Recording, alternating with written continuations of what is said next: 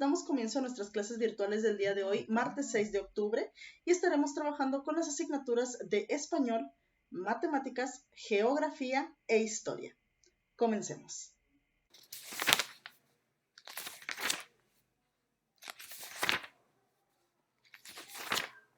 Damos inicio con nuestra clase de español y el día de hoy vamos a estar trabajando nuevamente con lo que son la paráfrasis, los resúmenes, reconstrucción de textos, etc. Hoy específicamente vamos a trabajar el tema búsqueda de información. Para esta clase vamos a necesitar de nuestro libro de lecturas de español. Lamentablemente aún no lo tenemos disponible de manera física, por lo que el día de hoy te voy a leer el artículo con el que vamos a estar trabajando, ¿de acuerdo? Es muy importante que pongas atención a la lectura, ya que el día de hoy, mañana y pasado mañana vamos a estar trabajando con la misma lectura. Como quiera, esta lectura está disponible en la plataforma de Google Classroom e igualmente lo puedes encontrar en el grupo de materiales de Facebook, ¿de acuerdo? Muy bien, entonces, ¿qué es lo que vamos a hacer el día de hoy?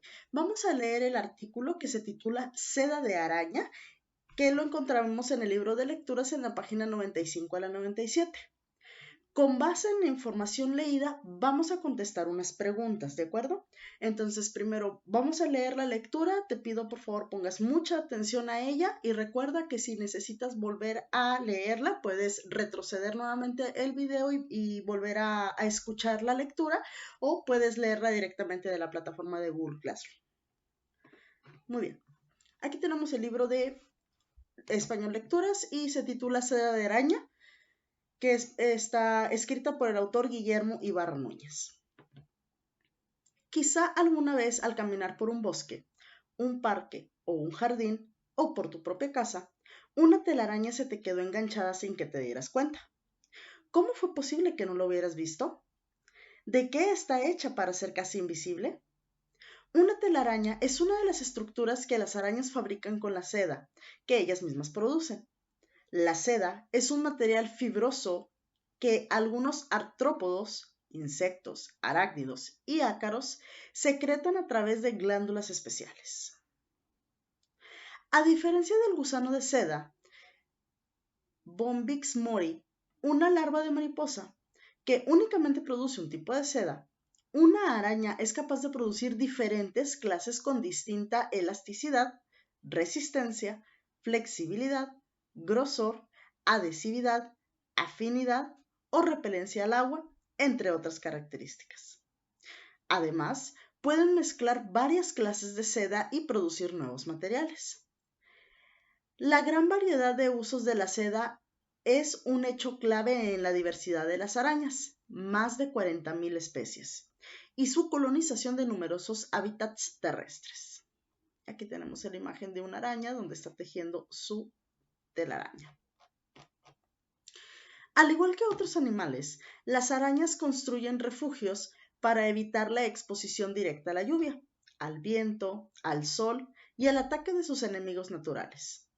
Pero en su caso la seda es el principal y en muchas especies el único material utilizado. Las que viven bajo tierra emplean la seda para recubrir el interior de sus moradas y evitar el desmoronamiento de túneles. Hay arañas que incluso fabrican con la seda una puerta a la entrada del refugio.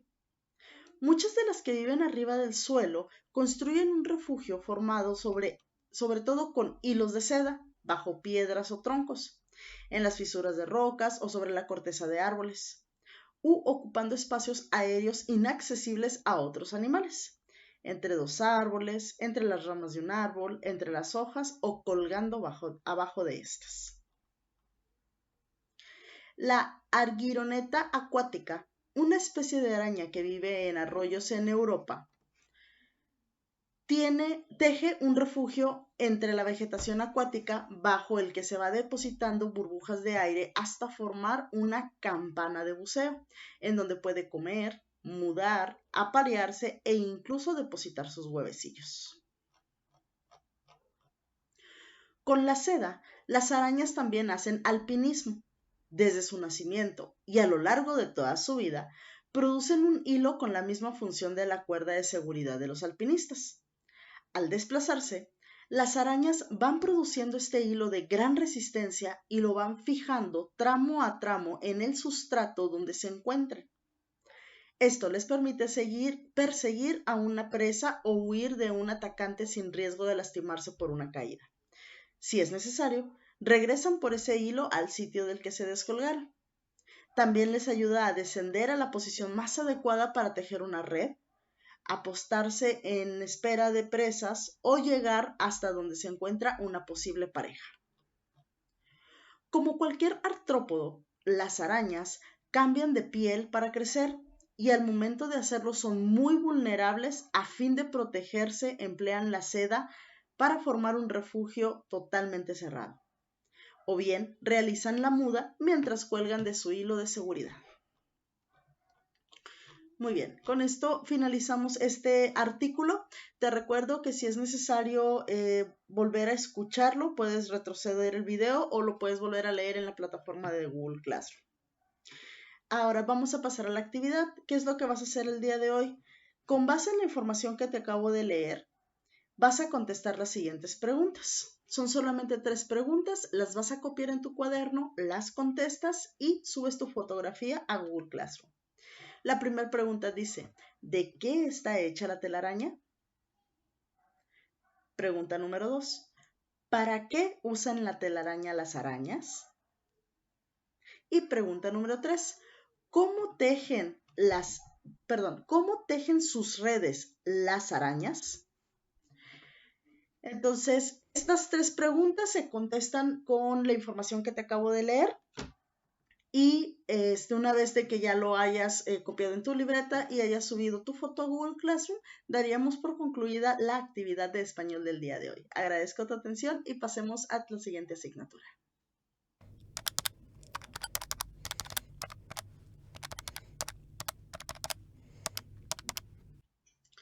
Continuamos con nuestra clase de matemáticas y el día de hoy vamos a estar trabajando con el tema sucesiones de figuras con progresión aritmética. Este tema ya lo habíamos visto el ciclo anterior, sin embargo vamos a tomar un repaso de este tema, ya que es muy importante estar conscientes de las actividades que siguen, porque las actividades que siguen es una combinación de este tema que ya habíamos empezado a ver. Hoy vamos a anotar su concepto y te recuerdo subir tu fotografía a Google Classroom.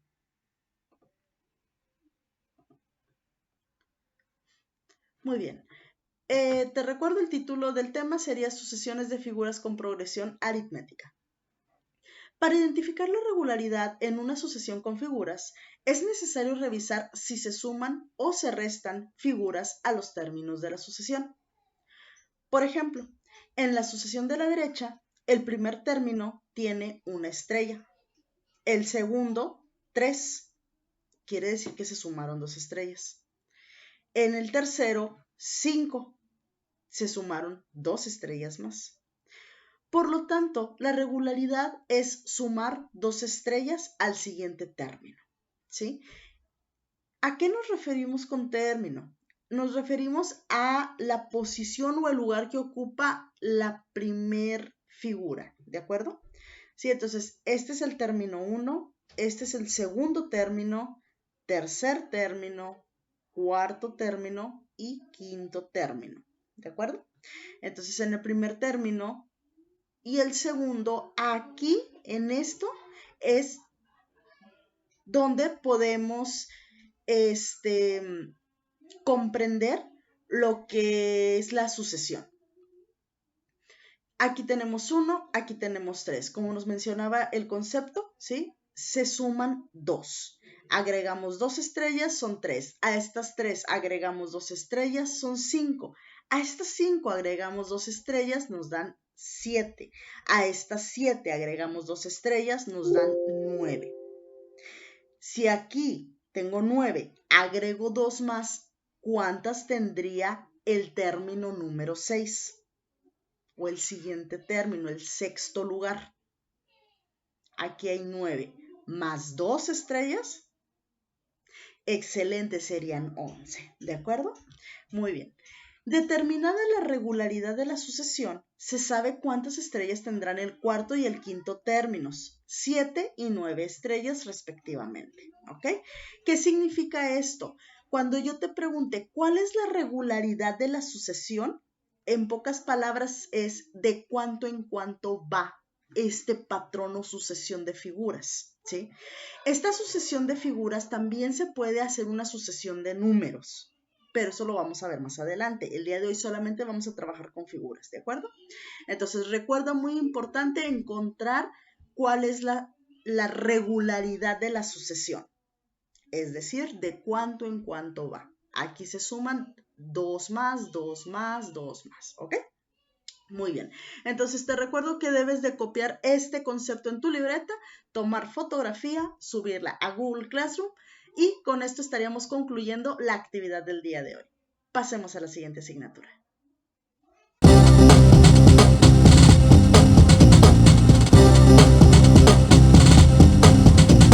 Continuamos con nuestra clase de geografía y el día de hoy vamos a trabajar con el tema México y sus paisajes. Hoy vamos a trabajar con dos actividades diferentes, ¿sí? La primera vamos a ver lo que es el concepto y lo vas a anotar en tu cuaderno y posteriormente vamos a contestar un mapa que viene en la página 33 del libro de geografía. Primeramente vamos a pasar con lo que viene siendo el concepto. Te recuerdo que debes de subir tu fotografía tanto del concepto como de la página 33, ¿de acuerdo? Muy bien. Tenemos aquí primeramente el concepto y dice así: México y sus paisajes. Paisaje es el conjunto de elementos presentes a nuestro alrededor que resultan de la unión entre aspectos naturales y humanos, que lo hace característico y diferente en cada lugar. Los componentes del paisaje son naturales, que se refiere al relieve, clima, vegetación y fauna; los sociales, distribución de la población y tipo de vivienda, entre otros; los culturales, idioma, religión, tradiciones y costumbres; los económicos, expresiones de las actividades productivas como las fábricas y naves industriales; los políticos, delimitación del territorio por medio de fronteras. La combinación de los diferentes componentes genera diversidad de los paisajes, ¿ok? Entonces el paisaje pues es como menciona aquí, un conjunto de elementos. Podemos tener elementos naturales, sociales, culturales, económicos, políticos, ¿ok? Podemos tener todo en combinación, y es así como, por ejemplo, en los políticos hay un paisaje que podríamos decir los ríos que dividen nuestro país con el de Estados Unidos, pues sería una combinación entre natural y político, porque es un río, ¿sí? Pero a la vez es político porque pues nuestros gobernantes son los que decidieron hasta dónde llegaba el país. Entonces viene siendo una frontera natural, ¿ok? Los sociales, pues tiene que ver con lo que es el paisaje que nosotros observamos. Por ejemplo, si vamos al campo, podemos ver ranchos donde hay personas que viven, donde hay personas que tienen sus cabañas o casitas hechas con madera, ¿sí? Y tenemos un paisaje completamente diferente aquí en la ciudad, donde las casas están hechas de concreto en su mayoría. Tenemos calles pavimentadas, hay muchos autos, fábricas, edificios, ¿sí? Entonces, pero sigue siendo un paisaje, ¿ok? Tú puedes ver a lo lejos y puedes ver, pues, todas las casas, se ve al fondo el cerro, se ven, pues, todos los cables de la luz. Entonces, todo esto es parte de nuestro paisaje, ¿de acuerdo? Muy bien, entonces, una vez que hayas terminado de copiar el texto, vamos a pasar a tu libro de geografía. Si gustas, puedes pausar el video para que termines de copiarlo, o puedes volver a verlo ya que terminemos, ¿de acuerdo? Muy bien, entonces vamos a pasar a la página de nuestro libro. Voy a iniciar en la página número 31, en donde estamos hablando de lo que son las regiones de México, ¿sí? Y aquí en las regiones de México, en la página 31, podemos ver un mapa en donde nos muestra la región norte, la región occidental, la región sur y la región oriental, ¿sí? Y si te fijas, pues tiene 4 colores diferentes, ¿ok? Muy bien. Te pido por favor tomes tu marcatexto, vamos a subrayar las ideas principales de esta página. Regiones de climas y vegetación. México es un país con gran diversidad de vegetación y fauna, por lo que es posible dividir su superficie en diferentes regiones de acuerdo a sus características naturales. ¿Sí? ¿Qué quiere decir esto? Que vamos a ver climas, como lo menciona aquí, verás que los climas en México son muy diversos, tenemos muy secos en el norte, pues casi no llueve, cálidos y húmedos al sur y al sureste, porque llueve más, y templados en el centro del país y las montañas. Gracias a esta variedad de climas tenemos la riqueza de vegetación y fauna que nos caracteriza. ¿Sí? México es un país mega diverso. ¿Qué quiere decir esto? Que tenemos mucha diversidad de plantas y animales, de personas, de culturas, de religiones. Sí, tenemos muchísimas cosas muy ricas en México y no hablando de economía en cuestión de dinero.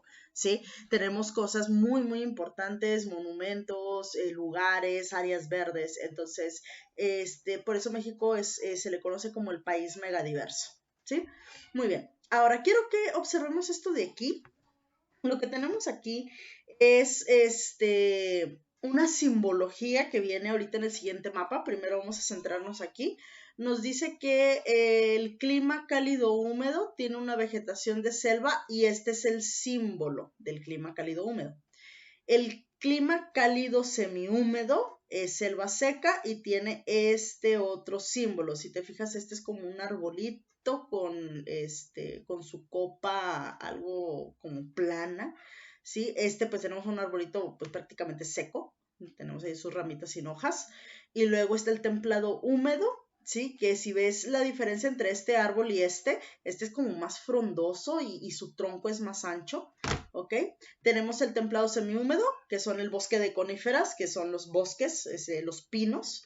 Después tenemos el clima seco, pastizal, que pues tenemos lo que es el zacatito o los pastizales, que son plantas que no crecen mucho, arbustos, ¿ok? Y el clima muy seco, que son los matorrales, y pues se caracteriza por el cactus, ¿ok? Muy bien. Ahora, vamos a pasar a contestar lo que es el mapa. Te lo voy a explicar. Déjame nada más rotar el mapa para que lo puedas ver completo. Listo. Muy bien. Aquí en el mapa tenemos nuestra simbología del lado derecho con respecto a la vegetación, que es lo que acabamos de ver en el cuadro pasado. Tenemos lo que es la selva seca, bosque mesófilo de montaña, bosque de coníferas, pastizal y matorral. Si te fijas, son los mismos símbolos, ¿sí? Son los mismos arbolitos o tipo de arbolitos, ¿ok? Y del lado izquierdo tenemos otra simbología que corresponde a los climas cálidos, semihúmedo, cálido húmedo, climas templados, el templado húmedo y el semihúmedo, y el clima seco, seco y muy seco. Y tenemos estos tonos de colores, ¿ok? Y aquí están marcados ya en el mapa. ¿Qué es lo que vamos a hacer? En la página anterior nos dice que debemos de dibujar en el mapa los símbolos de vegetación en donde corresponde, ¿ok? Entonces, aquí lo podemos observar. ¿Sí? Para que sea más fácil lo podemos usar con los mismos colores. El primer tipo de arbolito, ¿lo ves un poquito más grande? Aquí, el primer tipo de arbolito corresponde a la selva. Hay que buscar esta tonalidad de verde, que es el verde más oscuro, que lo podemos encontrar aquí en esta área del mapa. Y aquí me vas a dibujar este primer arbolito, ¿ok?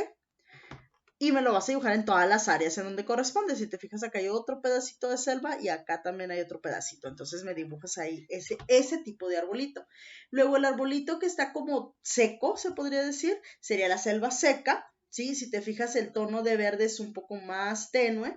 Entonces vamos a buscar ese tono de verde que sería este de aquí, esta parte de aquí y esta parte de aquí. Y pues vamos a dibujar este arbolito que es así como con sus ramas secas. Después tenemos el otro árbol, el que era más frondoso y con su tronco más ancho, que es el bosque mesófilo de montaña. Si te fijas, es en un tono aqua y pues corresponde a toda esta área de aquí, ¿ok? Y aquí dibujas ese arbolito más frondoso. Después tenemos el pino, que corresponde al bosque de coníferas en un tono verde, como verde limón, ¿sí? Que viene siendo toda esta área de aquí, toda esta parte de aquí, toda esta parte de aquí, ¿ok? Todo esto. Después tenemos el pastizal. El pastizal viene en un tono como color cremita. Si te fijas, pues todo el área norte es pastizales. Entonces les dibujas varios, ¿ok? Entre más grande sea la región, pues pones aquí un matorral y otro matorral por aquí y otro por aquí y otro por aquí, ¿ok? Dibujas ahí los matorrales estos. Y por último, lo que es el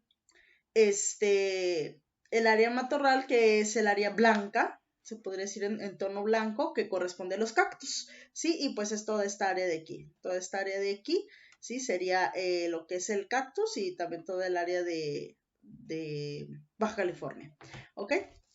Entonces lo único que vas a hacer es dibujarme estos símbolos en donde corresponde, ¿ok? En el mapa. Y con esto, una vez que hayas terminado el mapa y de copiar el concepto de México y sus paisajes, pues ya estarías concluyendo con tu actividad. Te recuerdo, es muy importante, tomas fotografías y las subes a Google Classroom. Y con esto estaríamos concluyendo nuestra clase de geografía del día de hoy. Vamos a pasar a la siguiente asignatura.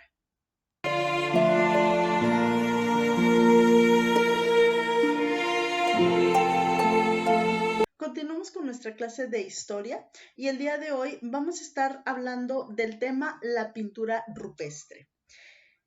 Tu actividad de hoy va a ser contestar el formulario. Vamos a poner mucha atención en las ideas principales de la página 30. ¿Sí? Te recuerdo que esta página la puedes encontrar en la misma plataforma de Google Classroom o en los libros que se encuentran en el grupo de materiales del Facebook. ¿De acuerdo? Muy bien, entonces vamos a hablar sobre lo que es la pintura rupestre. En algunas regiones del actual territorio mexicano, como Aguascalientes, Morelos, Guerrero y principalmente Baja California, varios grupos nómadas hicieron pinturas rupestres, llamadas así porque fueron pintadas sobre superficies rocosas. Los colores negro, rojo y ocre los obtenían de minerales y vegetales molidos que mezclaban con grasa animal o resina de los árboles y agua. Para pintar usaban sus propias manos, restos de carbón como si fueran gises y pinceles rudimentarios hechos con el pelo de los animales que cazaban. Algunas investigaciones sugieren que esas imágenes tenían una función ritual, comunicar a los humanos con sus antepasados y con los espíritus del mundo sobrenatural. Otras, en cambio, planteaban que solo representan ideas de caza y de guerra, es decir, las actividades cotidianas de estos grupos. Y aquí podemos ver un ejemplo de una pintura rupestre. Está en una cueva, tiene una antigüedad aproximada de 7500 años. Y si te fijas, se puede ver así como un grupo de personas, ¿sí? Podemos observar que son unos hombres que están alzando las manos, tal vez haciendo algún ritual o celebrando algo, ¿ok? Tenemos aquí otra imagen donde también tenemos a un hombre, como si traía un arma en la mano, pareciera como si fuera un arma, ¿sí? Y de este lado tenemos el dibujo como de un animal. Si te puedes observar, tiene como manchitas, tal vez un leopardo o algo así, ¿sí? Entonces estas son algunas pinturas rupestres que se han encontrado, ¿ok? Como te mencionaba al inicio, tu actividad del día de hoy va a ser contestar el formulario. El formulario tiene un total de 4 preguntas. La primera, principalmente en qué entidad varios grupos nómadas realizaron pinturas rupestres. Número 2, ¿a qué se debe que a las pinturas rupestres se les haya llamado así? Número 3, ¿qué objeto utilizaban como si fueran gises? Y número 4, según las investigaciones, ¿qué función tenían las pinturas rupestres? Recuerda que todo esto se contesta con lo que acabamos de ver ahorita y subrayar, y te recuerdo que la página la tienes en la plataforma de Google Classroom. Una vez que termines el formulario, te llega tu calificación y a mí me llega la notificación. Y con esto estaríamos concluyendo la clase de historia. Hemos concluido con nuestras clases virtuales del día de hoy. Te recuerdo que debes de subir tus evidencias a la plataforma de Google Classroom. Es muy importante quedarnos en casa y cuidarnos. Nos vemos el día de mañana.